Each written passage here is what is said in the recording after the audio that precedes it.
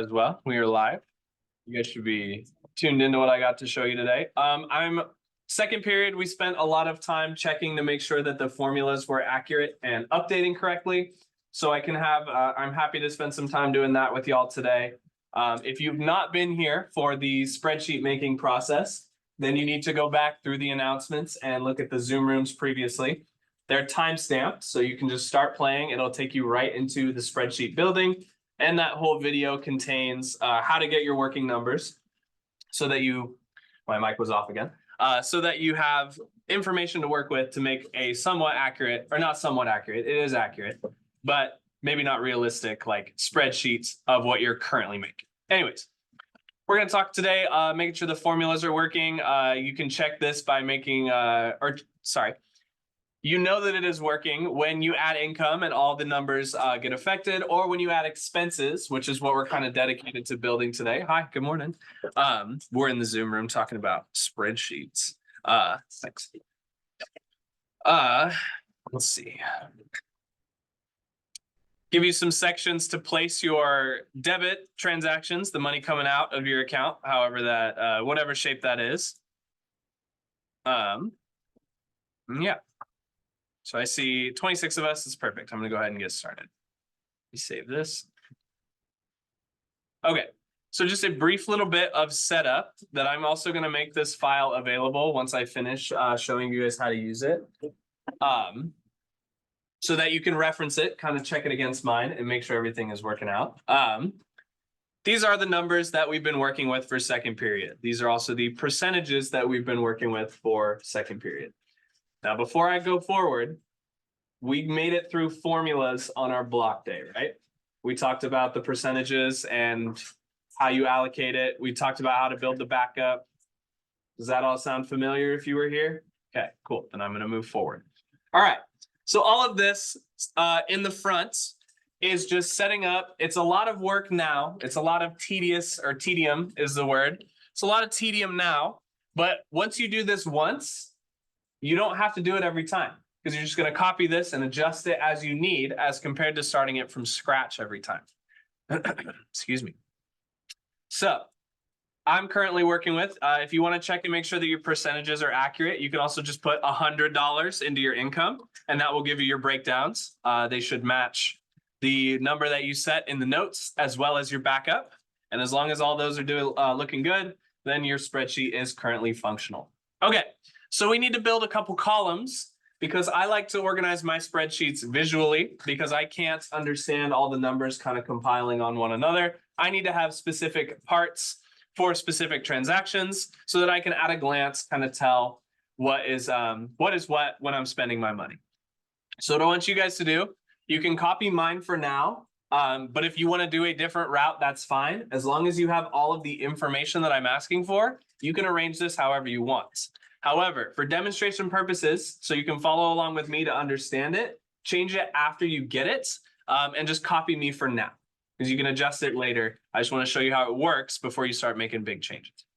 So what I want you guys to do currently, mine is cell F, or column F, so to speak. This is all column F, right? What is this? Oh, that's my other tab. In column F, I'm going to type the word bills. I'm going to hit tab. I'm going to write the word notes. I'm going to hit tab again. I'm going to write the word bills total. I want you guys to do this and repeat it for each of the 4 categories. So you should be making 12 new columns with labels. So bills notes total, fund notes total, groceries, savings, and you'll have 12 total columns that we can start making respond to our budgets here. So I'm going to do that now. I'm going to go fun, hit the tab key to move left to right on Excel or Sheets, and then you can enter to move up and down. So there's fun, notes, and then tab for fun total, not total. You can also use the arrow keys. Fun total, okay. Then is groceries, groceries, notes, and gross total. And then finally savings, notes, and savings total. Savings totes. All right. So now I have these 9 columns. There's a lot of repetition because it's all about consistency. Using this spreadsheet is about everything should function the same way, and everything has a place, which is kind of a through theme for this class as well. Everything in your life should have a place for all of your different transactions. Once you have your 12 columns, you got bills, notes, bills total, and then repeating for fun, groceries, and savings. I want you to click on the category and the notes, but not the total number. And then you're going to add a border. So to do that, you click on the letter F. You can also hold Shift and click on the letter G to select multiple columns. Those are my examples. And then you're going to go to this little icon next to the paint bucket on Sheets. It's called Borders. If you're using Excel, let me pull up just a blank Excel workbook real quick. My computer's chugging. Give her a second. Okay, let me pull up an Excel sheet real quick. Okay, if you're looking for this guy, it's also next to the paint bucket. It's just underneath the font portion of the Excel sheets, Excel book, I mean, if you're trying to add a border. Okay, just close out of that. I'm gonna, I forgot to add. So shift click on F and G, the letters, to select the entire column, and then click on this borders icon. And then you can either add one that has all borders or just an outer border. Because we want to start creating those lines of separation. I'm going to do all borders so that I have easy spots to tell what is what for each of my specific categories and their notes section. So for like fun, I'm going to shift click on the letter I and J and do that same process by clicking borders and then all borders. Same thing for groceries, L and M, borders, all borders. Scroll over to the right a tiny bit. Not O and P. O, shift P, border, all borders. And that'll give me 4 really distinct columns. You can see if I zoom out a little bit here. That gives me 4 distinct columns to put all of my transactions in. Check here.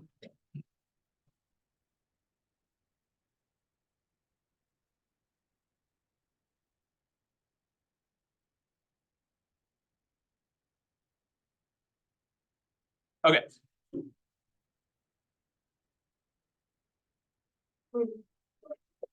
So now what we do, we're going to write our last little, there's 2 more sets of sum functions that we need to write. We got to sum up all of our transactions. And then the last set that we're going to write is to check them against our budget to give us something called balances remaining. But for now, we're just going to focus on adding up the entirety of the transactions for bills, fun, groceries, and savings. Okay. In the actual columns themselves, so let's zoom in on bills real quick. Okay. In the actual columns themselves, inside of each of these little sections, this is where you put the transaction amount of however much money you spend. So let's say I spend $50 on gasoline. I'm going to type out the number 50. Doesn't have to be a sum, doesn't have to be a percentage, doesn't have to be anything cool and responsive. Just the hard number 50. And then I'm going to hit tab. In the notes section, I'm going to write the word grocery, or not grocery, sorry, gasoline. So that when I can quickly at a glance go, oh, I spent $50 on gasoline. I personally like to add the date when I bought them, so I can kind of see what days of the week I'm spending more money in the bills direction. You don't have to do that. That's something I like to do. Gasoline is nice because it shows you how often you need to refuel, which will help you plan based on how much you're driving, right? You can kind of get an estimate of when you should be running out of gas. Anyway, this isn't doing anything for us yet besides just putting more information inside of the sections. To make the lines of debit, because this is money going out, actually add up and start responding to our budget, we need to write a sum function for the entire column. And to do that, it's one of the easier functions. You just type equals sum and then a pair of parentheses. There's 2 ways you can go about this. You can type just the letter of the column separated by a colon. So F colon F is going to add up the entirety of column number F. Or with your cursor inside of these parentheses, you can just click on the letter. And then when you hit enter, it's going to say that you spent $50 total on bills for this month. Say I spend another $25 on, I don't know, what's a bill? My phone. Right? Phone plan. Okay. And then let's say I spent $30 on a date with somebody, right? I would actually consider that fun. So let me not, I don't know. I need a bill. We'll go internet. Internet payment. Okay, you can see that by adding these hard numbers, the 50, the 25, and the 30, that sum function is telling me that I've spent $100 on bills this month so far in 3 different directions, whatever that may be. So now we're going to repeat that sum function for the specific total that it's referencing. So for fun total, for me at least, it's going to be a sum of the column I. So I'm using the arrow key to put my cursor back inside of my parentheses here. And then I'm just going to click on the letter I. And it's really important that you hit enter right here and you don't click somewhere else, because then it's going to try to interpret wherever you click as a piece of data to reference. We don't want that. You just want to hit enter so that it should say 0 if your column for groceries or your column for fun or your column for whatever is empty. Elias, can you put your phone away, please? Thank you. Okay, grocery total equals sum, parentheses. Put your cursor inside of the parentheses and then click on the letter L, enter, repeat that one last time for savings, equals sum, parentheses, and then click on the letter O and then hit enter. Gonna have a lot of zeros currently, at least in the budget, because we don't have any data to work with yet.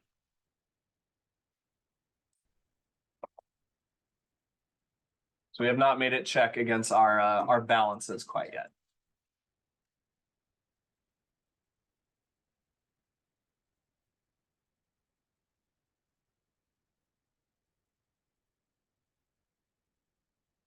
Is this making sense so far? Does anybody have any questions on these functions, these columns, these setups?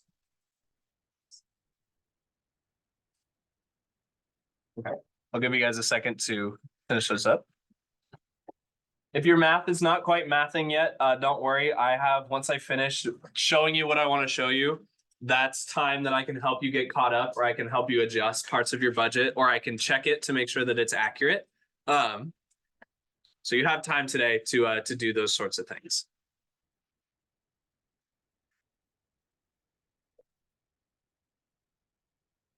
And go about till about 10:10.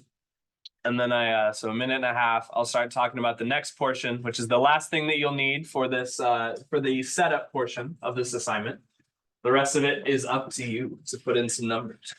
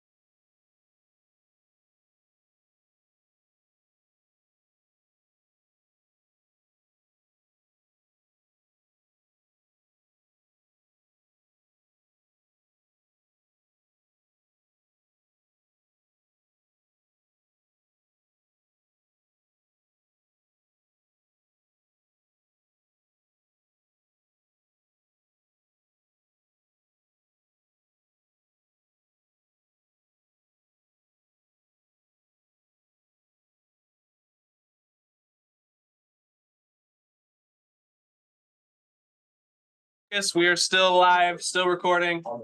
I want to show you the last little piece of this assignment here that I want to have us do. And then I'm dedicating this period to helping you guys catch up with your specific questions. Okay, so settle in, please. Quiet down. My turn. Okay. All right. So now that we have some math action happening on the total for each category, now we have an idea of how much of that in a single number we're spending per month or per paycheck, depending on if you get paid twice a month versus once a month. Now we're going to build our last little section of sum functions that check the amount that we're spending against the amount that we're budgeting to tell us whether or not we are over or under for the month. All of this work is to get you set up so you don't have to do this every month, and you especially don't have to do it by hand and look back through your bank balances and figure all that stuff out later. Okay, so now I want you guys to keep following along with me. We're going to build a balances remaining section. We'll just go balance remains so that it fits. Okay. So same categories. We're going to go bills, fun, groceries, and savings. I'm going to update my numbers here because I set it to 100 to check and make sure my math was accurate. So I'm going to go back to 6048 is the number that we're working with. Okay. There's our budget for the month. It's $3,600 on bills, $900 on fun and groceries, and $600 into savings if we can. We've only spent $100 on bills. Let me throw a couple fun numbers in there. Let's put that date back in here. Let's go to QFC for another $50. And let's put $20 in savings. Okay, I use the notes. If you know what each transaction is, you don't have to have the note section, but I forget everything all the time. So I like having a little note so I can go back and go, oh, that's what I spend that money on. I highly encourage you also have a note section in your spreadsheet as well. Okay, so now that we have some totals, we got 105 for bills, 30 for fun, 50 for groceries, and 20 for savings. Now we can reference these data points against our budget to see how much money that we can spend for the remainder of this month. So keep in mind that my examples are related to my spreadsheet. So your letters and numbers, the cell positioning might be a tiny bit different, especially once we get into arranging these budgeting spreadsheets into different ways. But to actually do the math, you're gonna go equals sum again. It's the only function I really know how to do. And we're gonna do the bills expenses because that's how much we budgeted. So in my case, that's A11. And we're going to subtract, just the minus sign, the total number for that specific category. In my case, it is H2. So when I hit enter, it's going to calculate that $105 I spent on bills. It's going to take it away and tell me that I have $3,000 more remaining on bills. So let's say I drop $5K, $50K on a new car, right? That's a bill. You can see that my bills balance has gone negative. I'm $5,000 in the hole for bills this month. I am over budget. The cool part about this simplicity of this sum function is it tells you when you go negative, depending on your budget. And now, since we did that process once, all right, 50K in the hole, not 4K in the hole. That's a little dramatic. We'll just get rid of those. Okay, we're going to repeat this process for cell B15, C15, and D15. Relating to fun, groceries, and savings, respectively. So for fun, it's going to be equals sum, parentheses, and we're going to subtract our fun budgeted amount, which is 907, located in the B11 cell, minus sign, scroll over, and then click on the fun total, which is K2, hit enter. It's going to tell me I can spend $877 more fun dollars and 20 cents, more fun dollars this month. Okay, equals sum, parentheses. We're going to do our grocery expenses, which is C11, or our grocery budget, which is C11. Scroll over to our grocery total, which is N2. Hit enter. Spent $800 more on groceries this month. Then finally, savings equals sum, parentheses, savings budget, which is D11 minus, go over here to our savings total, which is 20, and Q2, hit enter. Now, Last thing you need to do is add another little border around this balances remaining section. Because I'm actually going to move mine up because I like the way that it looks with the, oh, it's not good. You don't have to do all this. This is me doing more than I need to. I'm going to add a little border around the outside of this section so that when I open up this spreadsheet, I don't have to go digging through all of the different pieces of data. I can just at a glance quickly go, oh, sick. Hold on. Let me make it consistent. There we go. All right. I can spend this much more on these many things this month. This is what I mean when I say that your spreadsheet, if you've been looking at the rubric, needs lines of credit, which is all this stuff that we set up here with income, work, backup, and expenses. That's money coming in. We just built our sections for lines of debit. This is where each of your money comes out in each of the specific sections. And then finally, we have some backups, some balances remaining, and some math checks in order to make sure that all of our budgets are accurate in multiple different spots. And if you have all three of these things, then you can start filling in this spreadsheet with real or accurate or real transactions that you make based on your real income, or you can make up transactions and go off of your dream job working number. Both work for me, but you do need some data in your spreadsheet before you submit it tomorrow. So before I start helping you guys individually, we got plenty of time. We got about 35 minutes or 25. You can tell how bad I am at math. 23 minutes. I can help you guys individually get caught up and get to this point. Sound good? All right. No questions? Cool. If you've got these three, the time is yours. You can help your neighbors as well. That's because there's only one of me. I appreciate the teamwork. And there's the Zoom room will be available by 7th period at the latest, if not maybe after school. So you can come back and check this later. Thank you guys for listening. I appreciate it very much. I'm going to start helping you guys one-on-one.